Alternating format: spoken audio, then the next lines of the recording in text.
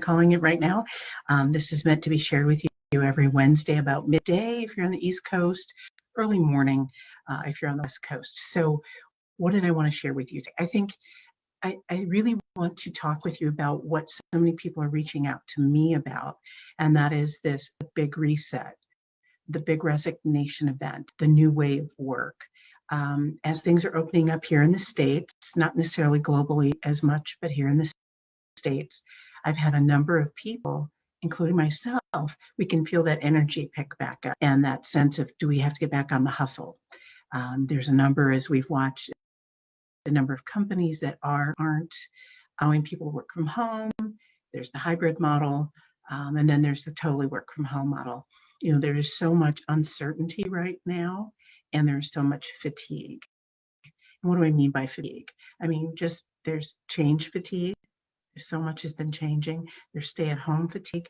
There's, for those of us that have been working, Zoom fatigue, because people actually, when you're staying home, it's proven that people are putting in 2 to 3 more hours because it's very hard your work day from your home day, and that's been a challenge for many.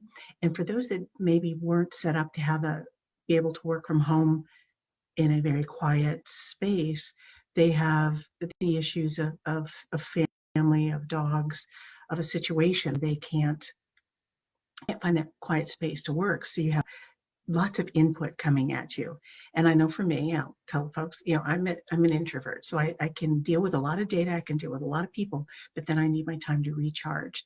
So a lot of folks, even those that aren't necessarily introverts, we're finding there's just this data acceleration again, or input acceleration, more cars, more needs, yet again, more change is really pushing us over the edge of that fatigue scale. All of us I know, particularly those of us fortunately that have not necessarily been personally hit with COVID, we all know someone who has. And there is that additional fatigue. I mean, life and limb, death and life and death fatigue. That is a pretty significant. So this is my way of saying, basically, we've all been through so much, and just because you've stayed in the same office in the same chair for a year, talking about my situation, doesn't mean that nothing's happened. And it doesn't mean you shouldn't be fatigued. People are fatigued. And so now, when we haven't really taken a breath yet, we're hearing about, do we need to change our job? Should I change my job? Do I want to change my job? Do I need to change because they're making me back? Or for some of the sales folks I work with, they can't wait to get back on the road again. So again, lots of uncertainty. And what I'm here to share with folks is that things are going to shift and change. Let's look at this as an opportunity. I like to make lemonade out of lemons. This is a huge opportunity for folks to, if you're in that situation, not all of us are. Fortunately, I am right now. I wouldn't have been a few years ago, and earlier in my career, I did not have the opportunity to really sit back, pause, and say, hey, you know, what do I want to be doing now, given all that's happened, where I'm at in my life, once I know the skills I have, what I want to do. I'll show you something really quickly here. I'm just grabbing it. I didn't necessarily prepare for this. And you'll see this in my upcoming online course. We're going to talk about the importance of pausing, and that's important to taking a breath, resetting, renewing, and refreshing before we make any major decisions, if the situation allows. So I'm going to show you a couple of a sample of an exercise or two that we're going to do in that. And more importantly, I then want to encourage you to stay tuned. A little later video, I'm going to share pivot. And pivot is that point that once you've gotten clear, you've had a chance to take a breath, and once you make some choices, pivoting is trying out whatever those choices are. Is it staying in the role? Is it changing the role? Is it just often quitting? You know, not many of us can do that, but you know what I'm saying. What is that big pivot? I've actually seen a number of people, and I'm working with a number of clients to look at, here's what I'm good at. Here's what I want to do. What does that mean for me? So you're going to see some handwritten notes. It's kind of scary. This will be a much nicer PowerPoint for you to see. But you're going to see here these concentric circles. And what this is about, as you see here, You're probably seeing, I put my notes in there so don't look too closely. But what you can see is who you are here, what you're good at right here, what the world needs is over here, and then below what you can get paid for. So often, if you think about it, what you're good at and what you can get paid for is generally your profession, right? What the world needs over here and what you get paid for can be a vocation. Who you are and what the world needs, that big why, what you love to do is your mission. And then over here, what you love and what you get paid for is your passion. Sorry, I can't read my own writing. Anyway, this would be a much nicer PowerPoint with actually some worksheets to help you work through this. And this is, once we've paused and refreshed, pause, take a break. We're going to talk about meditation. We're going to talk about gratitude. We're going to talk about seriously taking what time that you can. Time being, during the day. Doesn't mean you're going to take a sabbatical unless you're in that position. But it's about taking the time so that you're clear. So when you're doing something like this, it really is coming from who you are, not necessarily what you think you need to be or what you've been recently going through. And so we're going to do that exercise, which helps folks to really get kind of more clear on, hey, is this an opportunity for me to shift to my passion?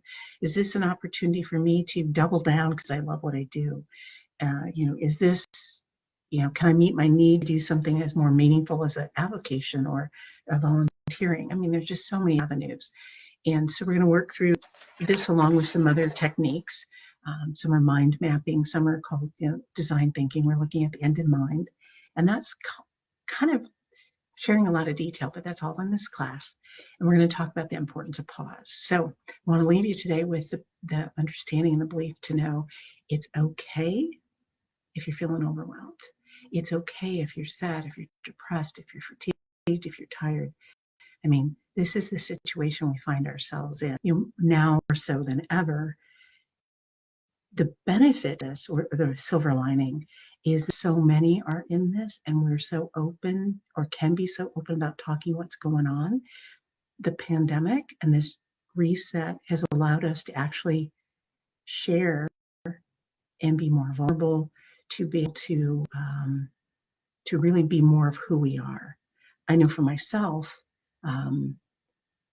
I've always, not always, in the past, my quest was to look like I never had anything going wrong, or was never stressed and never overwhelmed. And, frankly, that's not real.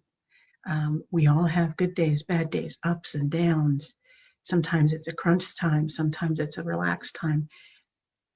Right now, with this pandemic, it is allowing folks to really start to share more about what they're feeling, what they want to do, kind of that deeper level, I guess is the best way to put it. So I'm going to look at this as an opportunity. Where else can you put the world on pause, figuratively, and have the opportunity to take a breath and really get clear about what matters to you, and to help make those choices if you can. And I'm a believer in you can make those choices. It may not be tomorrow, but we can definitely create a path to get you there. So my first thing is let's take a breath and reflect and get more clear. And then once more clear, I can work with you. I work with a lot of people about creating those paths and looking at the various paths and knowing it's a journey. It's not tomorrow, it's a journey. So I welcome you to join us on this journey.